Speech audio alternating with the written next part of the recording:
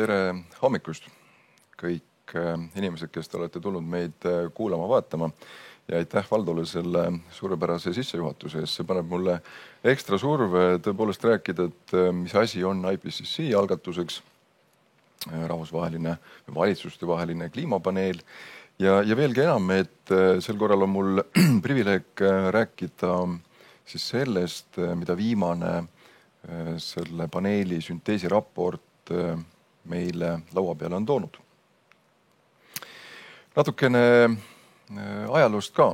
Etteruttavalt öeldes, et mul on slaid kaugelt rohkem kui esinemisminutid ette nähtud, nii et mõningadki neist klikkima väga kiiresti üle, aga neid on võimalik kõigil hiljem tagantjärgi soovi korral vaadata.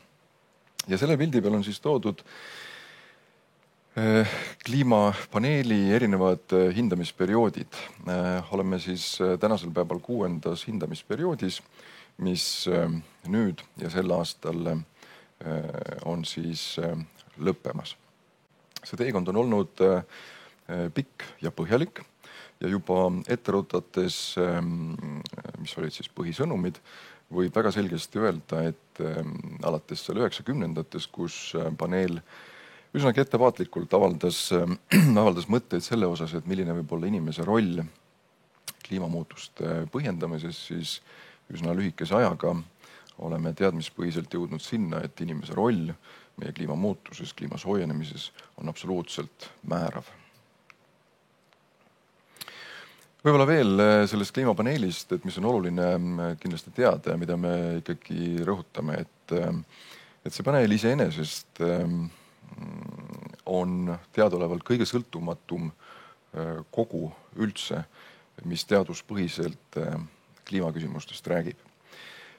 Paneel ise otseselt, me ei saa öelda, et ta teeks teadust, küll aga ta tugineb nendele teadustöödele, mis on arusaadaval viisil viimaste aastate jooksul tehtud. Ja nagu ikka väike selline struktuuripilt ka, mille pealt on võib-olla väga oluline välja lugeda siis seda, et see kliimapaneel iseenesest, millest seisneb tema sõltumatus. Et ühest küljest ta proovib kokku viia teaduse ja poliitika, jäädes ise selle juures, mõnes mõttes isegi võib öelda, et anonüümseks. Ehk et kuidas vahel võib-olla teaduse piisavalt keerukalt esitatud sõnum lähendada ja viia sellisele kujule, et see tõesti poliitikute poolt jõuaks omaks võetud ja saaks poliitikasse sisse viidud. Nüüd jõudes sellele hindamise aruandesse, kuuendasse perioodi, mida siin korra sai juba nimetatud, see on öeldud, et see on kõige töömahukam IPCC periood üleüldse läbi aegade. Et kõige rohkem anti välja erinevaid aruandeid. Ekraanil näete siis mõningaid 6 peamise aruande esikaasi. Oli eraldi aruanne 1,5 kraadi soojenemise võimalikkusest, aruanne, mis pühendatud eraldi maale, maismaale ja eraldi ka siis ookeanitele ja krüosfäärile. See juurde on käinud loomulikult palju tehnilisi pabereid, erinevaid metoodika kirjeldusi. Ja võttes nüüd kokku ühte perioodi, mida siis ikka tehakse, kirjutatakse korralik kokkuvõte. IPCC puhul on seda nimetatud sünteesiks ja just hiljuti nädalapäevad tagasi võib öelda, et on saanud siis heakskiidu sünteesiraport. Ja veel kord, tegemist ei ole kindlasti mõne äärmusliku rühmituse kirjutatud väljaandega. Siin me näeme arvudes, kui palju on olnud koostajaid, milline on olnud kaastöö ja kas või see, et kirjandus, mille põhjal see sünteesiraport on tehtud, kirjanduse allikaid on rohkem kui 100 000. Millest see aruanne meile iseenesest siis räägib? Ma kasutan üsnagi palju siin nüüd sünteesiraportist välja võetud slaide, graafikuid ja luban, et need ei ole võib-olla sellise ajakirjandusliku pooltava kohaselt kontekstist välja rebitud, vaid ma proovin püsida kontekstis nii palju, kui see vähekenegi võimalik on. Üks põhijäreldus sellest 6. hindamisperioodist mis igas mõttes on kinnitust leidnud. Jah, kliimamuutus, kliima soojenemine on inimtekkeline. Veel hiljaaegu meil oli arusaadavatel põhjustel debateerimist ja nii mõnedki debatis osalejad siinsamas Eestimaal olid siiski evimas mõttekäiku, et ei tea, kas ikka inimesel väga suurt rolli on.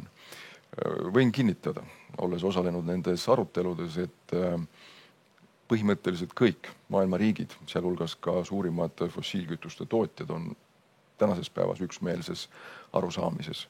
Jah, kliima soojenemine on inimtekkeline. Üks selline referentsperiood, mida me vaatame, üks aasta, kust me hakkame siis kraade lugema ja millega võrdlema, on 1850 ja eraldi periood 1850 kuni 1900.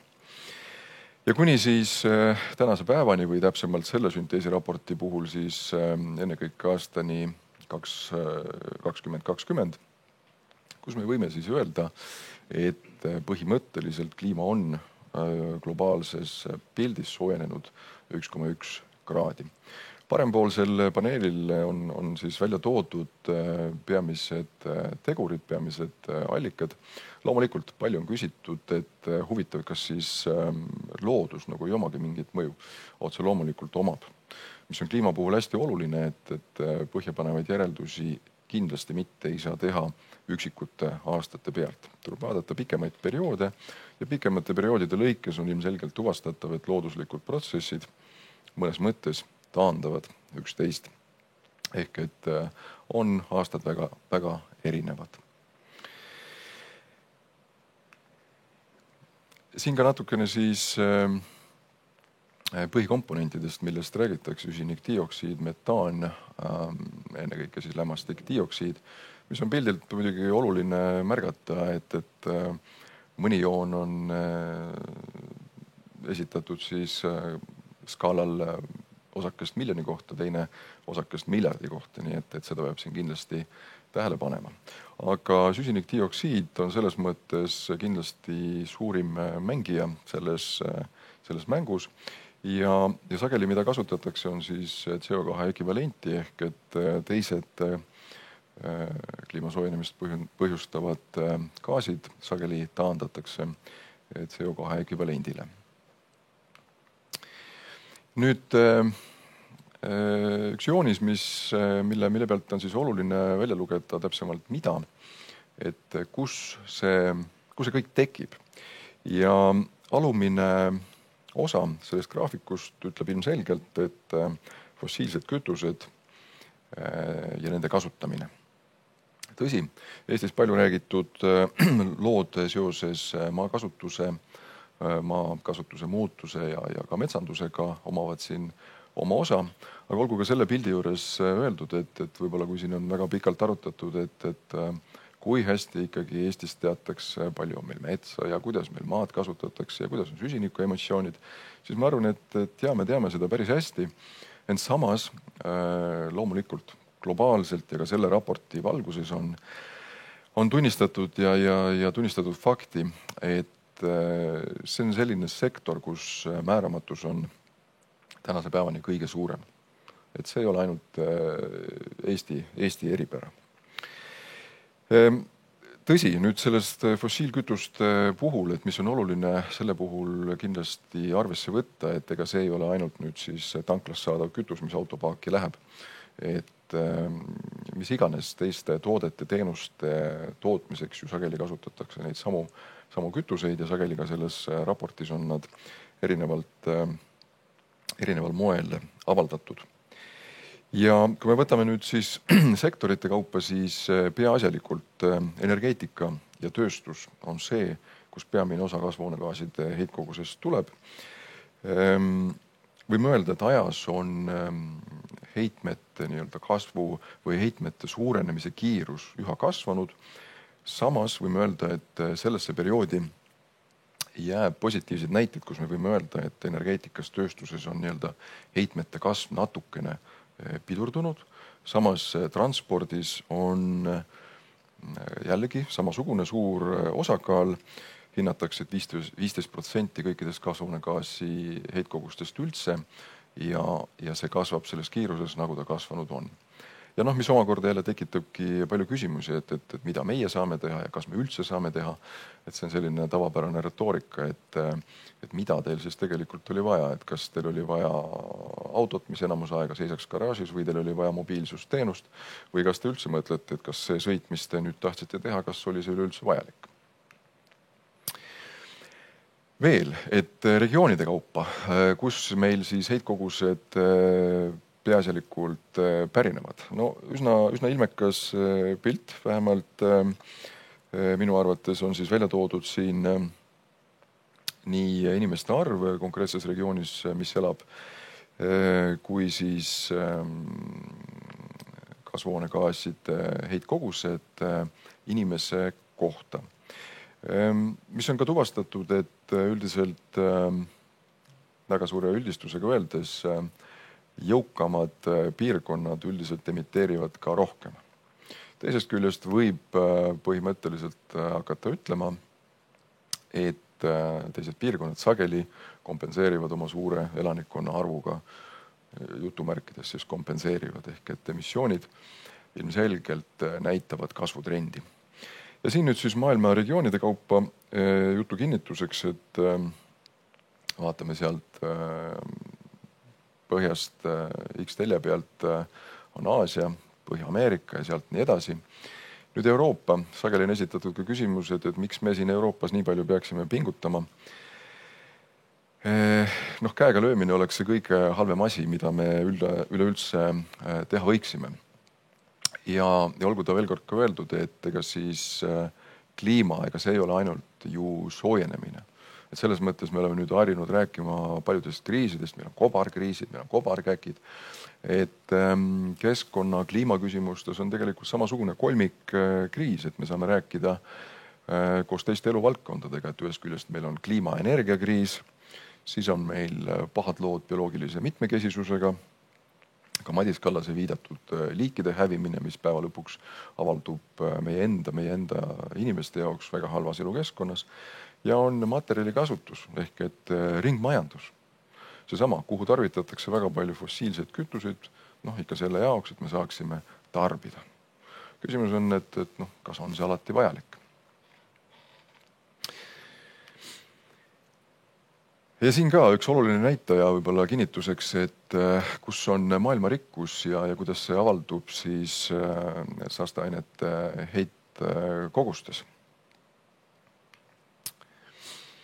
Vaadates natukene ka tuleviku suunas, siis ka Madis Kallas rääkis, et mis oleks, kui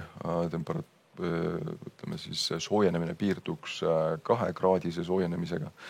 Oleme ausad, me täna oleme tegelikult kursil, trajektooril, kus me peame nentima, et sisuliselt kihutame kursil aastaks 2100 3,2 kraadi ja see tähendab seda, et elu muutub sellisel juhul halvaks, ehk et selge sõnum tuleb tegutseda.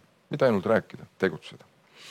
Siin on mõningad graafikud. Punase joonega on siis antud see, et meile nii-öelda täna teada olevad kohustumused, tegevused, mis on ette võetud riikide poolt, kuhu see meid viib ja siis oleks alternatiivstsenaariumid. Siin nüüd siis sama asi avaldatuna läbi temperatuuri, juhul kui, mis juhtuks juhul kui me suudame kasvuhoonegaaside heitkoguseid väga palju piirata ja kuidas see siis meil avalduks. Natukene ka võib-olla Eesti kohta. Et veel kord meenutades, et kliimast rääkides, kindlasti ei tasu teha järeldusi ühe aasta põhjal. Et ma olen see aasta kohanud ka palju inimesi, kes tulevad, räägivad, et küll oli lahe suusatada, et vägev talv oli, lund oli kõvasti ja millest te räägite. Vaadake, mis nagu ümberringi ka toimub. Ja kui mind ei usu, mina pole seda graafikut teinud, head inimesed Keskkonnaagentuurist tegid, siis selle graafiku pealt võib välja lugeda seda, et ka Eestis on temperatuuri kasv olnud, see on siis normide põhiselt jagatud perioodidena, perioodid 1961 kuni 1990 ja 90 kuni siis 2021 ja me võime öelda, et kahe perioodi vaheline soojenemine on kindla peale olnud 1,2 kraadi. No see on jutt ainult soojenemisest, mis sellega kindlasti on kaasas käinud, et külmalained on jäänud harvemaks, mõnevõrra on tõusnud tugevate sadudega päevad, sagenenud on kuumalained. Ja nüüd siis kirjapildis veel, et mõningad sõnumid, mis on siis sellest IPCC sünteesi raportist. Üks lihtne ja loogiline sõnum juba öeldule lisaks on see, et mida suuremat temperatuuri tõusu me tulevikus näeme, siis väga suure üldistusega öeldes seda kehvemaks üldiselt elu läheb. Kellelgi ta lühiajaliselt paraneb, keegi saab paremini võib-olla põllukultuuri kasvatada, aga see on ka siiski ainult lühiajaline efekt. Ja kindlasti selle juures me ei saa jääda enesekeskseks, et Eesti ei ole isolatsioonis. Halvad asjad, mis juhtuvad kuskil teises maailma nurgas, varem või hiljem tegelikult peegelduvad meile erinevatel palju räägitud viisidel. Ja siin on siis viimase reana, kuhu me pürgime. See on ka põhjus, miks me siis palju räägime sellest, et hiljemalt aastaks 2050 on vajalik saavutada kliimaneutraalsus. Ja see ei ole midagi sellist, mis on ainult Euroopas välja mõeldud. Tegelikult seda mõistetakse globaalselt väga hästi, väga selgelt. Ja meie käes on väga palju võimalusi, meie ees on väga palju võimalusi, meie käes on erinevaid vahendeid. Küsimus on, et kas ja kuidas me seda rakendada suudame. Ja selle juures me ei saa ka Euroopa mõistes jääda mitte enesekeskseks, vaid peame mõtlema ka seda, et meil on terve ports keerulisi piirkondasid, arengumaid, kes väga palju täna räägivad sellest, et vaadake, mida te ajaloos tegite, vaadake, kui hästi te täna elate, me tahame samamoodi. Ja nüüd on küsimus selles, et kas meie suudame neid aidata nii palju, et nad ei peaks sama reha otsa astuma, et nad suudaks teha võib-olla 2 sammu, võib-olla ühe pikema sammu. Ja kokkuvõttes võib-olla seda, et jah, täna ongi, aeg on küps, kui me vaatame seda, mis on temperatuuri normaliseerimiseks alles jäänud siis väikene vahemik kasvuhoonegaaside heitkoguste võimalus. See on kümnendi küsimus. Sisuliselt kümnendi küsimus ja see kümnendi jooksul siin ei ole enam väga palju midagi rääkida, nüüd tuleb päriselt teha. Kui me nüüd ei õnnestu, siis tulevik on mõnevõrra teistmoodi. Ja Demingit, keda me oma eludel palju oleme tsiteerinud ja proovinud tema järgi tegusid teha. Ehk siis natukene sõnum ka sellest, et tõepoolest ega siis planeedil ei ole nii väga meid vaja. Meil on ikka planeeti vaja. Ja planeet saab meieta väga hästi hakkama. Ja jutt kliimast, ega siis jutt kliimast või materjali kasutusest, et ega see pole nüüd sellepärast, et me tahame kliimast rääkida. Päeva lõpuks me räägime ju iseenda heaolust. Olgu, aga mina olen enda etteantud aega siin juba ilmsesti ületanud.